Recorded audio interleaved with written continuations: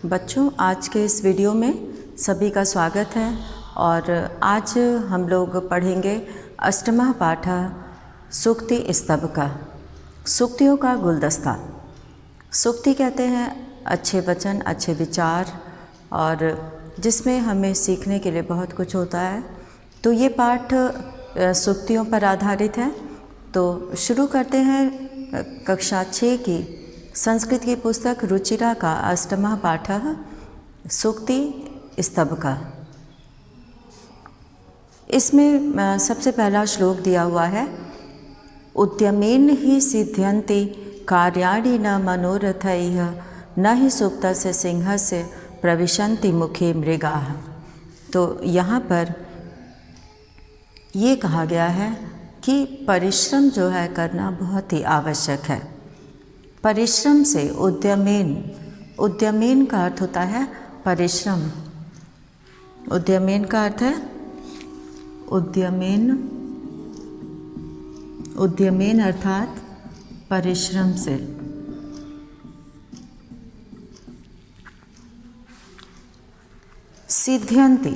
सिद्ध्यन्ति का अर्थ होता है सफल होते हैं, पूरे होते हैं। कार्याणि मतलब कार्य, हम जो करना चाहते हैं वो परिश्रम से ही पूरा होता है। न मनोरथैः, न का मतलब है नहीं, और मनोरथैः मन की इच्छा से। मनोरथैः का अर्थ है मन की इच्छा से। मनोरथैः केवल मन में इच्छा करने से। अगर हम कोई कार्य करना चाहते हैं तो केवल हम मन में इच्छा करें कि नहीं हमें ये करना है, बस सोचते रहें और कुछ करें ना, परिश्रम नहीं करेंगे तो हम अपने लक्ष्य में, अपने उद्देश्य में सफल नहीं हो पाएंगे, हमारे कार्य पूरे नहीं हो पाएंगे। तो उद्यमेन ही सिद्ध्यन्ति कार्याणि न मनोरथैः, परिश्रम से ही काम सफल होते हैं और केवल मन की इच्छा से नहीं, केवल मन में सोचने से नहीं। न ही सुप्तस्य सिंहस्य, सुप्तस्य का मतलब होता है सोए हुए के, सिंहस्य शेर के, सिंह के, सोए हुए शेर के प्रविशन्ति प्रवेश करते हैं मुखे मृगाः, मुखे मतलब मुख में, मृगाः मतलब हिरण या पशु। तो मृगाः का अर्थ होता है शेर जैसे शिकार करता है हिरण का, तो प्रविशन्ति मुखे मृगाः, तो इसका अर्थ जो है वो हिरण या पशु दोनों ही होता है। इन दोनों के लिए ही यहाँ प्रयोग किया गया है। तो न ही सुप्तस्य सिंहस्य प्रविशन्ति मुखे मृगाः, सुप्तस्य का अर्थ है सोए हुए, सिंह से शेर के मुख में, हिरण मृगाः मतलब हिरण स्वयं प्रवेश नहीं करता। न प्रविशन्ति प्रवेश नहीं करता है, मुखे मृगाः मुख में हिरण। अर्थात कहने का तात्पर्य यह है, कहने का भाव यह है कि अगर शेर सोया रहेगा तो वो भले ही कितना ताकतवर हो, भले ही उसके अंदर कितनी शक्ति हो, लेकिन उसे भी अपना पेट भरने के लिए परिश्रम करना होता है, मेहनत करना होता है, शिकार करना होता है, तभी वो उसे खाकर अपना पेट भर पाता है। अगर वो सोया रहेगा तो हिरण स्वयं उसके मुंह में तो जाएगा नहीं। वो तो शेर का स्वभाव है कि वो शिकार करके अपना पेट भरता है, तो पशुओं को खाकर ही अपना पेट भरता है। तो सोए हुए शेर के मुख में हिरण स्वयं प्रवेश नहीं करता। तो पहले श्लोक में परिश्रम को जो है महत्व दिया गया है। उद्यमेन यानी परिश्रम से काम सफल होते हैं और न कि मन में सोचने से। अगर हम आलस करेंगे, आलस से भी जो है वो मनुष्य को पीछे कर देता है। तो पहले श्लोक में उद्यमेन यानी परिश्रम को महत्वपूर्ण बताया गया है। अब दूसरा श्लोक है, पुस्तके पठितः पाठः जीवने नैव साधितः किम भवेत तेन पाठेन जीवने यो न सार्थकः। तो पुस्तक में पढ़ा गया पाठ जीवन में अगर उपयोग में नहीं लाया गया, नैव साधिता, तो यहाँ पे अगर पढ़े गए पाठ को पुस्तक के पठितः पाठा, पढ़े गए पाठों को जीवने नैव साधिता, जीवने यानी जीवन में, नैव मतलब नहीं, साधिता मतलब उपयोग में लाया गया। किम भवेत तेन पाठेन, तो उन पाठों से क्या लाभ, क्या लाभ इस पाठ से, उन पाठों से क्या लाभ।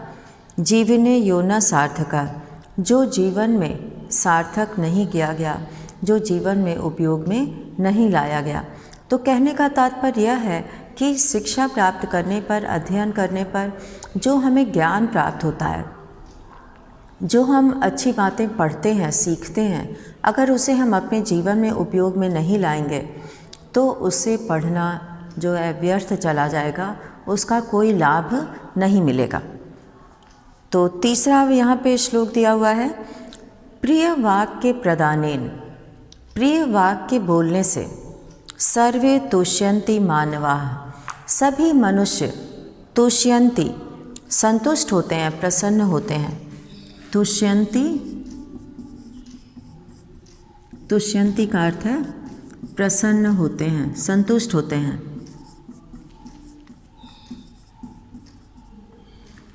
तो यहाँ पर कहा गया है कि प्रिय वाक्य बोलने से सभी प्राणी संतुष्ट होते हैं। मानवाः, सभी मनुष्य जो है वो प्रसन्न होते हैं, संतुष्ट होते हैं, यानी कि उन्हें अच्छा लगता है। तस्मात् प्रियम ही वक्तव्यम, वैसा प्रिय बोलने में, तस्मात् प्रियम ही वक्तव्यम, वैसा प्रिय बोलने में, वचने का दरिद्रता, ऐसे वचन को बोलने में कैसी दरिद्रता। दरिद्र कहते हैं जिसके पास कुछ ना हो। तो यहाँ पर कंजूसी नहीं करनी है। हमें अगर प्रिय बोलने से किसी को खुशी मिलती है, किसी को प्रसन्नता मिलती है, तो हमें प्रिय वाक्य बोलना चाहिए, प्रिय वचन बोलना चाहिए। ऐसे वचन बोलने में का दरिद्रता, कैसी दरिद्रता, कैसी कंजूसी, इसमें गरीबी क्या दिखाना। अगर केवल बोलना ही है और सबको मुख मिला है बोलने के लिए, तो हमें प्रिय वचन बोलना चाहिए। क्योंकि प्रिय वाक्य प्रदानेन, प्रिय वाक्य प्रदान करने से, बोलने से, प्रिय वचन बोलने से। और अब है यहाँ पे चौथा, गच्छन पिपीलिको याति योजना नाम शतान्यपि अगच्छन वैनतेयो अपि पदमेकम न गच्छति। गच्छन यानी कि चलता हुआ, गच्छन का अर्थ है यहाँ पे चलता हुआ, और पिपीलिको, पिपीलिका है जो चींटी है, पिपीलिका है चींटी। याति योजना नाम शतान्यपि, चली जाती है 100 योजन तक, सैकड़ों योजन की दूरी तक चला जाता है। पिपीलिका यानी कि जो चींटी होती है वो सैकड़ों योजन तक चला जाता है। अगच्छन वैनतयो अपि, अगच्छन यानी कि न चलता हुआ, गच्छन मतलब चलता हुआ, अगच्छन न चलता हुआ, वैनतेयो अपि गरुण भी, पदमेकम न गच्छति, एक कदम भी नहीं जाता है। अगर कोई चलेगा ही नहीं तो वो कैसे आगे बढ़ेगा।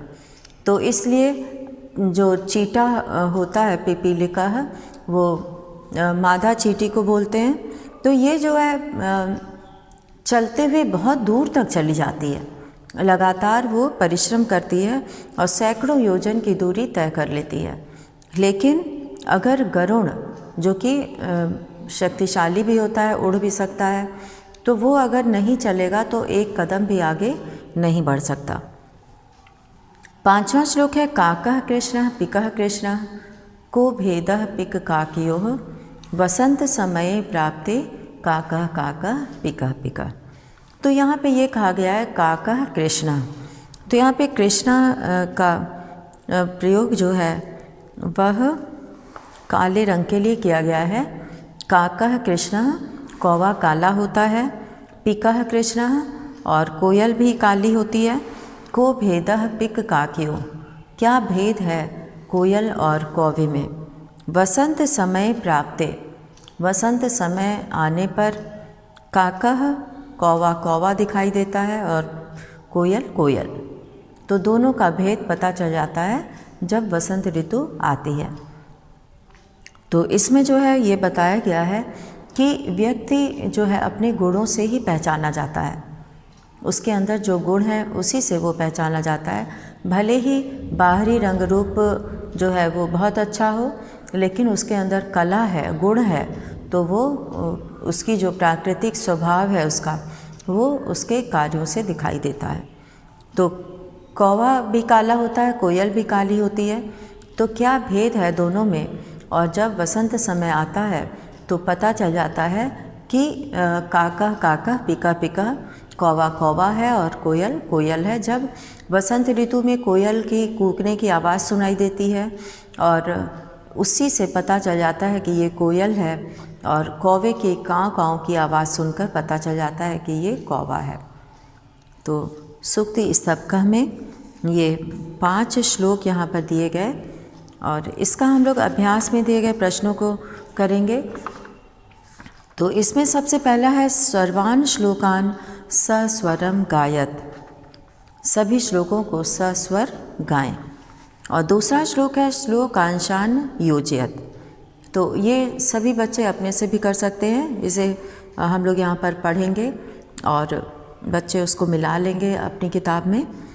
श्लोकांशान योजयत, क और ख, इसमें वाक्यांश दिए गए हैं, श्लोक के कुछ अंश दिए गए हैं, दोनों को मिलाना है। तस्मात् प्रियम ही वक्तव्यम, तो इसको हम लोग मिलाएंगे। वचने का दरिद्रता,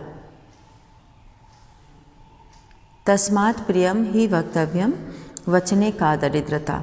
और दूसरा है गच्छन पिपीलिको याति, योजना नाम शतान्यपि।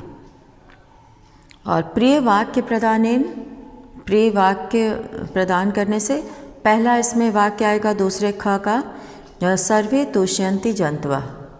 तो प्रिय वाक्य प्रदानेन को मिलाना है सर्वे तुष्यन्ति जन्तवः से।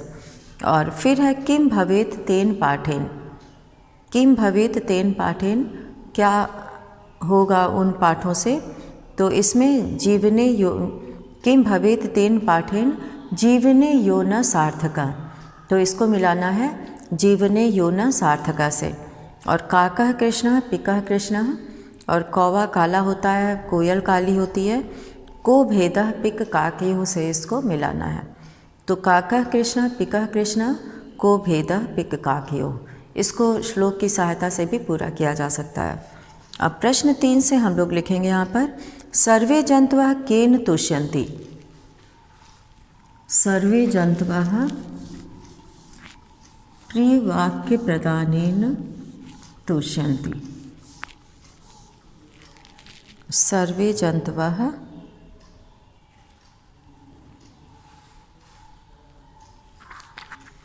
उत्तर 3 से हम लोग लिख रहे हैं। इसका क हम लोग लिखेंगे सर्वे जन्तवः प्रिय वाक्य प्रदानेन तुष्यन्ति।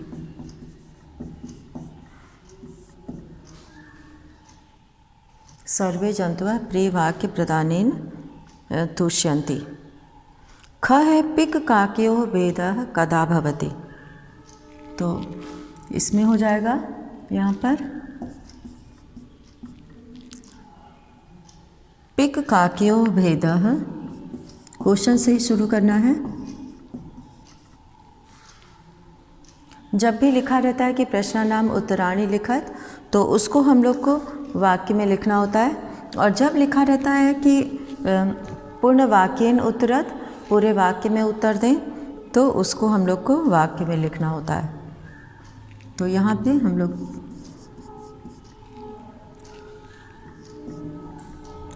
ख है पिक काकयोः भेदः, पिक काकयोः भेदः वसंत समये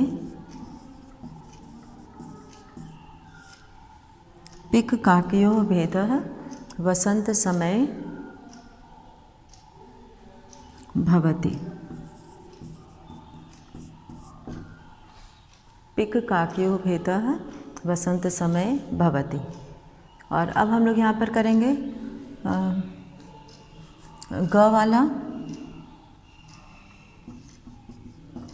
और ग में पूछा गया कह गच्छन योजनानां शतान्यपि याति। कह गच्छन यानी कि कौन जाता हुआ 100 योजन तक जाता है। तो पिपीलिकः, पिपीलिकः गच्छन् योजनानां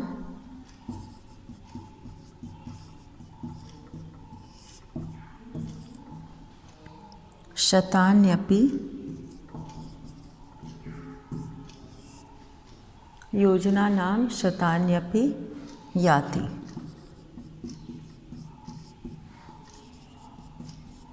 और अब है अस्माभिः किं वक्तव्यम, हमें कैसा बोलना चाहिए। तो प्रियम, अस्माभिः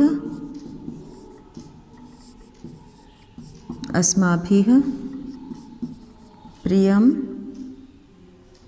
वक्तव्यम।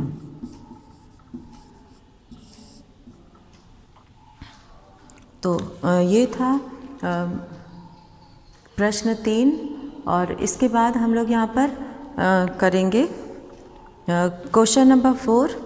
उचित कथनानां समक्षम आम और उचित कथनानां समक्षम न इति लिखत। तो आम का अर्थ होता है हाँ, सही के लिए आम लिखते हैं और गलत के लिए न का प्रयोग करते हैं। तो इसको करने के लिए सबसे पहले जो है वाक्य को पढ़ना चाहिए और पाठ में जो वर्णन आया है उस वर्णन के अनुसार ये वाक्य, ये कथन सही है तो आम लिखेंगे, और अगर पाठ में ऐसा नहीं कहा गया है, गलत है, तो वहाँ पर न लिखेंगे। तो काकः कृष्णः न भवति। तो यहाँ पर कौवा कहा गया कि कौवा काला नहीं होता है। काकः मतलब कौवा, कृष्णः मतलब काला। कृष्ण जो है वो वर्ण रंग के लिए प्रयोग किया जाता है संस्कृत में, काले रंग के लिए। तो काकः कृष्णः न भवति, कौवा काला नहीं होता है। तो यहाँ पे ये कथन गलत है, तो इसके लिए हम लोग न का प्रयोग करेंगे। तो प्रश्न 3 के बाद हम लोग प्रश्न 4 करेंगे।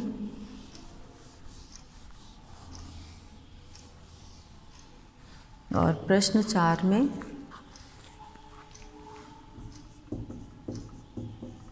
उत्तर 4 के क में हम लोग यहाँ पर पहले में न लिखेंगे और दूसरा जो यहाँ पर दिया हुआ है अस्माभिः प्रियम वक्तव्यम, हमें प्रिय बोलना चाहिए। तो ये पाठ के अनुसार बिल्कुल सही है, तो इसमें हम लोग आम लिखेंगे। तो यहाँ पर आम लिखा जाएगा। और फिर है ग है वसंत समय पिक काकयोः भेदः भवति। वसंत के समय पिक काकयोः भेदः भवति, कौवे और कोयल का भेद पता चल जाता है। अंतर, उन दोनों में अंतर क्या है, उनकी पहचान क्या है, ये पता चल जाता है वसंत समय, यानी कि वसंत ऋतु में। तो ये बिल्कुल सही लिखा है, तो यहाँ पे हम लोग आम लिखेंगे। और अब है यहाँ पर घ है वैनतेयः पशुः अस्ति। वैनतेयः यानी कि गरुड़ पशु होता है, जानवर होता है, तो वो पशु नहीं होता है, पक्षी होता है। तो ये गलत लिखा है, यहाँ पे न लिखा जाएगा। न मतलब नहीं। और फिर है वचने दरिद्रता न कर्तव्या। वचन में दरिद्रता नहीं करनी चाहिए। तो यहाँ पे प्रिय वचन बोलने में दरिद्रता नहीं करनी चाहिए, यहाँ वचने लिखा है, तो ये बिल्कुल सही लिखा है। बोलने में दरिद्रता नहीं करनी चाहिए, आम। ये सही है तो आम लिखेंगे।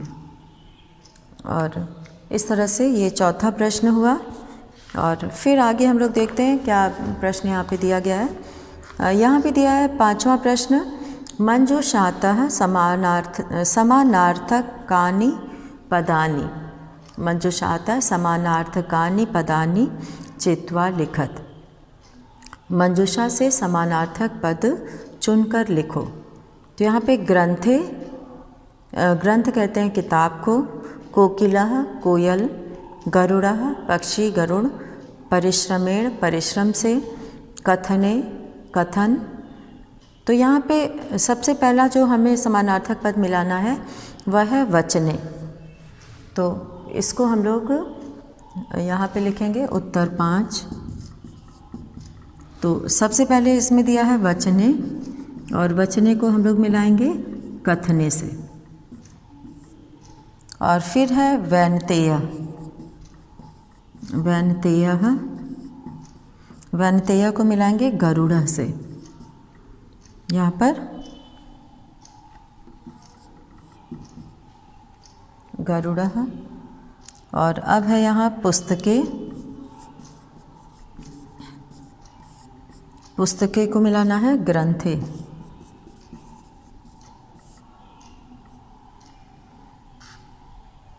उद्यमेन, उद्यमेन को मिलाएंगे हम लोग परिश्रमेण से। उद्यमेन परिश्रमेण। और फिर है पिका, पिका को मिलाएंगे कोकिला।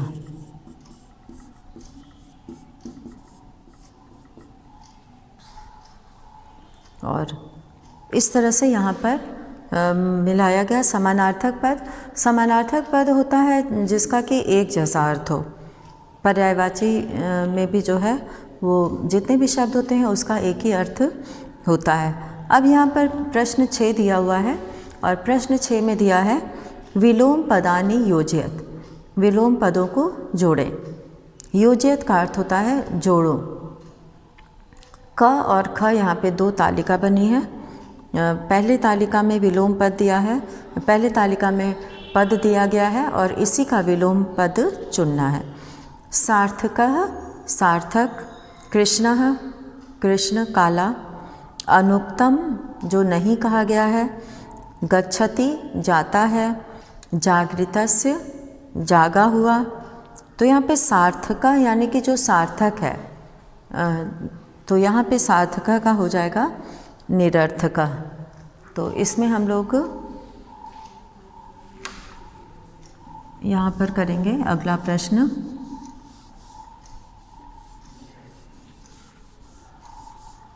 और इसमें हम लोग विलोम पद जोड़ेंगे उत्तर 6 में। तो सबसे पहले सार्थकः दिया है, सार्थकः, तो इसको हम लोग मिलाएंगे निरर्थकः से। और फिर है कृष्णः, कृष्ण को मिलाएंगे श्वेतः। अनुक्तम,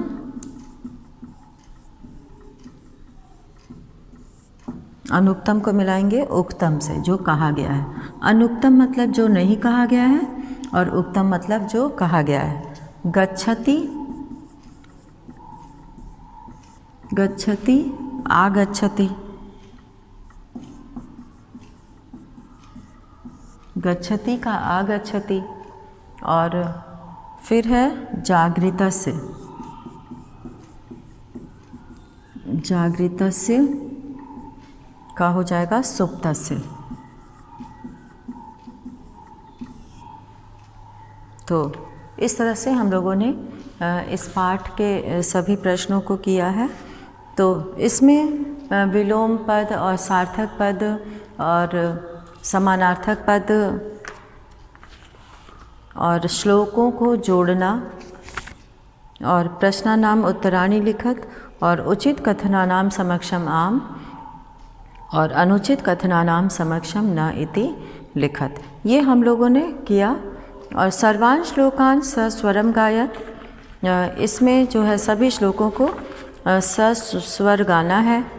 तो इसमें जो है सबसे पहले जो श्लोक है, उद्यमेन ही सिद्ध्यन्ति कार्याणि न मनोरथै, यानी उद्यमेन ही सिद्ध्यन्ति कार्याणि न मनोरथै न ही सुप्तस्य सिंहस्य प्रविशन्ति मुखे मृगाः।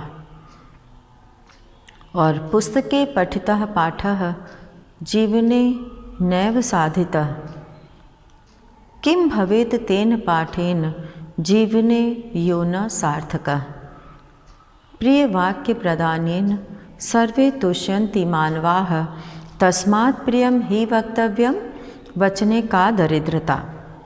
गच्छन् पिपीलिको याति योजना नाम शतान्यपि, अगच्छन् वैनतेयो अपि पदमेकं न गच्छति। काकः कृष्णः पिकः कृष्णः, को भेदः पिक काकयो, वसंत समये प्राप्ते काकः काकः पिकः पिकः। यहाँ पर एक पद आया है जिसमें प्रिय वाक्य प्रदानेन, इसमें 3 पद हैं, प्रिय वाक्य और प्रदानेन यानी कि प्रदान करने से, शतान्यपि शतानी अपि, यहाँ पे शतानी अपि यानी कि 100 योजन की दूरी भी वो तय कर लेता है। याति मतलब चला जाता है।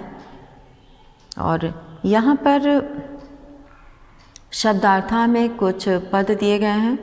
उद्यमेन जिसका अर्थ होता है परिश्रम से, मनोरथैः मन की इच्छा से, और सिंहः शेर, मृगाः हिरण या पशु, दरिद्रता दीनता कृपणता, और प्रिय वाक्य प्रदानेन प्रिय वचन बोलने से, तुष्यन्ति संतुष्ट प्रसन्न होते हैं। तुष्यन्ति का मतलब है ऐसे वाक्य बोलने से लोगों को खुशी मिलती है और वो प्रसन्न होते हैं। इसीलिए कहा गया है कि ऐसे प्रिय वचन बोलने में दरिद्रता नहीं दिखानी चाहिए। मानवाः मनुष्य, तस्मात् इसलिए, वक्तव्यम बोलना चाहिए, वचने बोलने में, साधितः उपयोग किया, भवेत मतलब होगा या होना चाहिए, यानी कि ऐसा होना चाहिए। और इसके बाद यहाँ पे दिया हुआ है सार्थकः, अर्थपूर्ण प्रयोजन युक्त। सार्थक कहते हैं जैसे कि कोई चीज़ का जो है कोई अर्थ हो, अर्थ के साथ हो तो वो सार्थक कहलाता है। तो अर्थपूर्ण प्रयोजन युक्त। और काका का अर्थ होता है कौवा, और कृष्णा का अर्थ होता है काला, जैसा कि पहले भी बताया गया है। तो कृष्णा का अर्थ होता है काला। और इसमें जो है यहाँ पर पिकह दिया गया है कोयल, और कोकिला भी कहा जाता है इसे, कोकिला। तो पिक काकयोः, यहाँ पे कोयल और कौवे में दोनों का एक साथ प्रयोग हुआ है। तो कोयल और कौवे में सप्तमी विभक्ति द्विवचन का यहाँ पर प्रयोग है। और प्राप्ते, प्राप्ते का मतलब होता है प्राप्त होने पर, आने पर। जैसे कि वसंत ऋतु है, वसंत ऋतु में आम के पेड़ों पर बौर लगने लगता है, जिसमें कि फल आते हैं धीरे धीरे, और छोटे छोटे आम उसमें लगने लगते हैं, और कोयल कूकने लगती है। और वसंत ऋतु बहुत ही अच्छा, सबसे अच्छा मौसम माना जाता है, क्योंकि उस समय ना अधिक ठंड होती है ना अधिक गर्मी होती है, और चारों तरफ रंग बिरंगे फूल दिखाई देते हैं। तो प्राप्ति का अर्थ है आने पर। गच्छन मतलब जाता हुआ। और पिपीलिका नर चींटी, और याति जाता है। यहाँ पे नर चींटी पिपीलिका, और पिपीलिका कहते हैं मादा चींटी को, पिपीलिका। पिपीलिका नर चींटी है यहाँ पे। और योजना नाम यानी कि 4 कोसों का लगभग 12 किलोमीटर। योजन कहते हैं 4 कोस को, जिसमें कि 12 किलोमीटर आता है। तो शतानी कहते हैं 100 को। और अगच्छन का अर्थ होता है न चलते हुए, अगच्छन मतलब न चलते हुए। और वैनतेयः गरुड़। तो ये पक्षी है वैनतेयः, गरुड़ पक्षी है। और इसमें जो है इस पाठ के माध्यम से ये कैसी वाणी बोलनी चाहिए ये तो हिंदी में भी कहा गया है, ऐसी वाणी बोलिए मन का आपा खोए और उनको शीतल करे आपहु शीतल होए। तो इस तरह से वाणी को बहुत ही महत्वपूर्ण दिया गया है, क्योंकि मनुष्य ही ऐसा प्राणी है जो अपने भाव और विचार को बोलकर और लिखकर प्रकट कर सकता है। तो इसलिए हमें इसके महत्व को समझना चाहिए और ये प्रयास करना चाहिए कि हम लोग जब भी बोलें तो किसी को बहुत ही कर्कश वाणी में न बोलकर मीठी वाणी में बोलना चाहिए। और ऐसे जो है प्रयास करना चाहिए कि हमारे वचनों से दूसरों को खुशी मिले और प्रसन्नता मिले। और तो इस तरह से इस पाठ के माध्यम से परिश्रम के महत्व को बताया गया है कि अगर हम परिश्रम नहीं करेंगे तो हम अपने लक्ष्य को नहीं प्राप्त कर सकते और हमारा कार्य पूरा नहीं हो सकता, अधूरा रह जाएगा। जब शेर इतना शक्तिशाली होकर अगर वो सोया रहता है तो भी उसके सिर में उसके जो है उसके शक्ति के कारण कोई ऐसा नहीं है कि कोई पशु या हिरन उसके मुख में स्वयं आ जाएगा।